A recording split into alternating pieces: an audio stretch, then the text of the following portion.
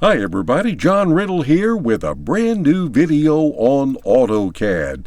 AutoCAD is one of the leading CAD software solutions available for both Windows and Mac OS.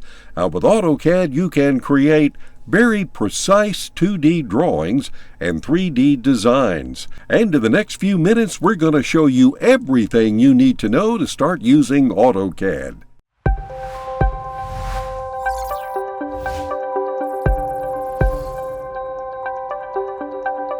Let's open AutoCAD. This shows the Start page, where you can find your most recent projects, along with additional sections for tutorials, tips, and news from Autodesk. Go to Open to browse for an existing project, or select New to start a project from scratch. This new project opens in the main interface, showing the drawing area where you build and preview your project. At the top, you find the ribbon with several tools to draw and edit. On the right, you have the visualization tools, and at the bottom, the command line. You can also minimize the ribbon to expand the drawing area. If any section is not visible, go to the View tab and enable it. The project opens under the Drawing 1 tab and is ready for 2D drawing. This shows the User Coordinate System, or UCS, in the bottom left corner, with the x-axis in red color representing the horizontal direction, and the y-axis in green color for the vertical direction. Together, these axes define the XY ground plane, which is where all 2D drawings lay. To save your project, go to the AutoCAD icon in the top left corner and select Save As. Projects are saved in DWG format, allowing you to reopen and edit them at any time. If you work with AutoCAD files daily, you know the pain, finding the right file or the correct version fast. This is exactly where Blueberry AI comes in, and it simplifies how you manage CAD and 3D assets. It keeps your entire library organized. You can access and preview even large assets without leaving the platform. It supports complex CAD projects from AutoCAD, Revit, plus Maya, Blender, Unreal Engine, and 3ds Max files. You can open any file and view it in full 3D instantly without launching heavy apps or high-end hardware. It also has powerful search to find things fast. You can search using simple keywords while the platform automatically tags your assets by analyzing their content. You can share assets with a simple link without dealing with huge zip files. You can also define who can access each file and set specific permissions for viewing or editing. Instead of losing time comparing different file versions during a project, you can track all changes in one place. Open Version Management to view the full history, download previous versions, or upload updated ones while keeping everything organized. To try Blueberry AI, use the link available in the description to book a demo, gain your free trial, and test it with a real project folder. To start drawing in 2D, head to the Draw section under the Home tab. Some tools include a drop-down menu that lets you choose different drawing methods. You can hover over each one to preview how it works. In this video, we will show the default methods.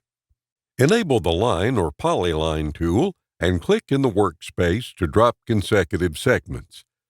Press Escape to finish and press Enter to reactivate the tool and continue drawing. Enable the Circle tool and click twice in the workspace to draw it. Use the Arc tool to drop an arc by specifying 3 points. With the Rectangle or Polygon tool, you can draw regular shapes. For polygons, type the number of sides, apply with the Enter key, and click to define the center, and then specify whether the polygon is inscribed or circumscribed around a circle.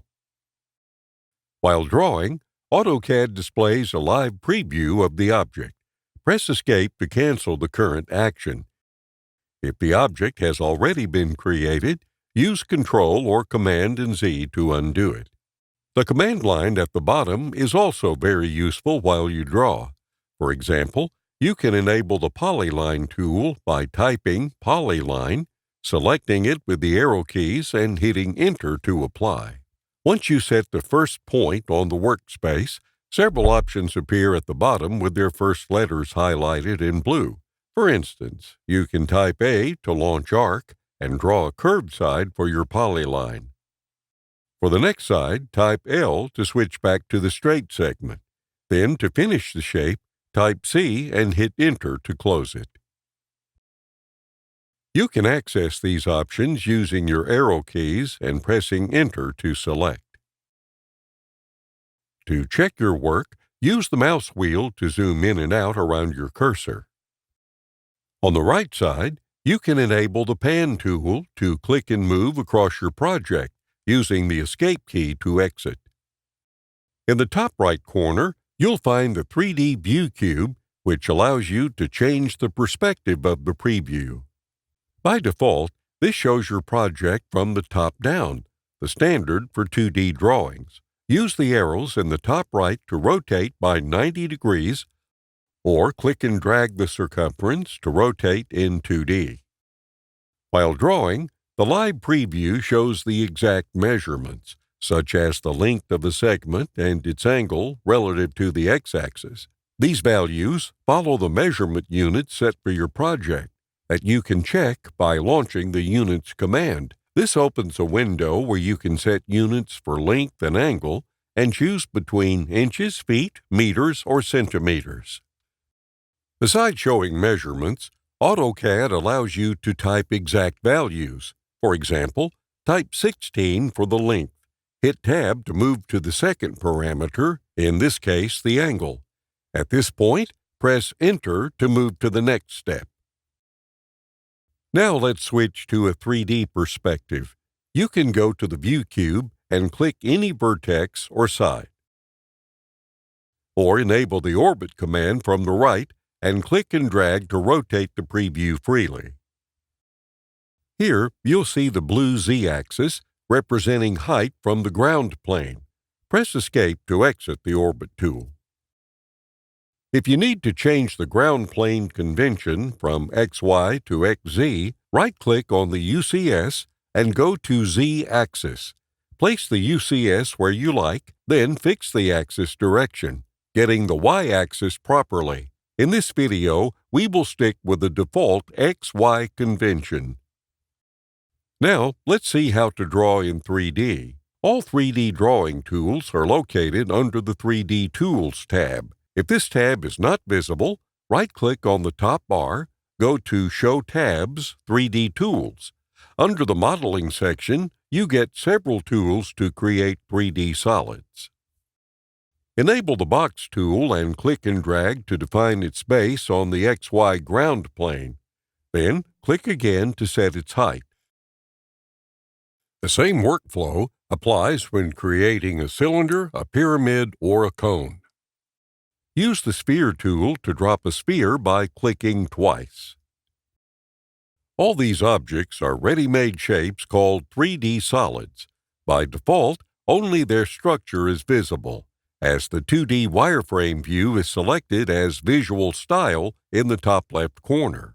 You can change it to wireframe, which is suitable for 3D editing, or to X-ray or realistic to display some volume. To create more complex shapes, it is important to understand how to use the editing tools. When working in a 2D view, you can use the options under Home, Modify to Move, Copy, and Adjust Objects. When editing in 2D or 3D, switch to a wireframe or an X-ray visual style and click on any object to select it and display its gizmo. With this, you can move the object along the 3-axis. You can also change the gizmo type by going to 3D Tools and then Selection. For example, you can switch to a rotation gizmo to rotate in 3D or a scaling gizmo to resize the object proportionally without distortion. You also get other tools from the Modeling section. Use the Extrude tool to create a 3D object starting from a 2D shape used as base. Select the shape, press Enter to confirm and define the extrusion height. Enable the Revolve tool to generate a 3D object by rotating a 2D profile around an axis. Select the object, press Enter, then define the axis by selecting 2 points. For example, to take one of the object's sides, and finally set the rotation angle. The Loft tool creates a 3D solid by connecting multiple 2D sections aligned. Just select the first section, the second one, then others if you have any, and press Enter to apply. With the Sweep tool, you can create a 3D object by sweeping a 2D section along a path. First, select the shape to use as the section and press Enter to confirm. Then select a path to generate the 3D object. Now let's see how to create more complex shapes using the 3D meshes. These are objects made of multiple polygons, allowing full control over their geometry and shape. In the modeling section, you can find several mesh primitives to start from. For example, create a mesh cylinder by defining its base and then its height. You can also convert an existing 3D solid into a mesh. For example, select a pyramid and use Convert to Mesh under the 3D Tools tab. When you click on the mesh, it is selected as a whole, allowing you to move, rotate, or scale it using the gizmo. To edit specific areas, hold Ctrl or Command and click to select one or multiple polygons. Then use the gizmo to modify their position, and so the overall mesh shape. Press Escape to deselect and click on the mesh again to select it entirely. Use the Smooth More option at the top to create smoother surfaces with softer curves. Once the mesh is ready, select it and launch the Convert to Solid command to transform it into a standard 3D solid that can be used in your project. In the bottom right corner, you can find several drawing aids that help improve precision and speed. Use Grid Mode to show or hide the grid, and Snap Mode to align objects directly to it. You can also enable Ortho Mode to draw lines and shapes parallel to the main axis. In addition, keep Object Snap enabled to snap to key points such as endpoints, midpoints, and centers. These points are usually displayed as green markers and work with both 2D and 3D objects. You may also see dashed green alignment guides that extend along object directions, helping you position elements more accurately.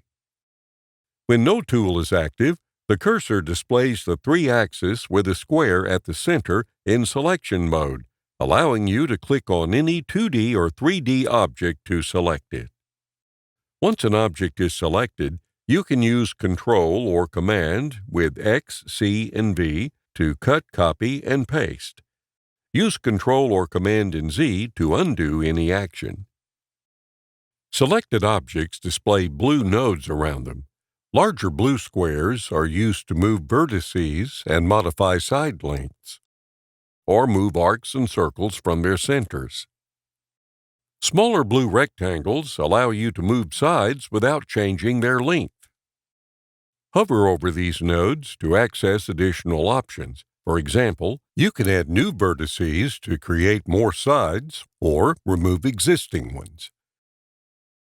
You can also convert a straight segment into an arc or revert it back to a line. On standard 3D solids, you also get triangular handles that allow you to adjust the extrusion along a face. For more complex solids, these options may be limited. Click on multiple objects to select them so that the gizmo transforms all of them at once. You can also select multiple objects using the Lasso tools. Click and drag from left to right to create a crossing lasso, selecting all objects intersecting the green area. Drag from the right to the left to create a window lasso, selecting only the objects fully contained within the area. Press Escape to clear the selection.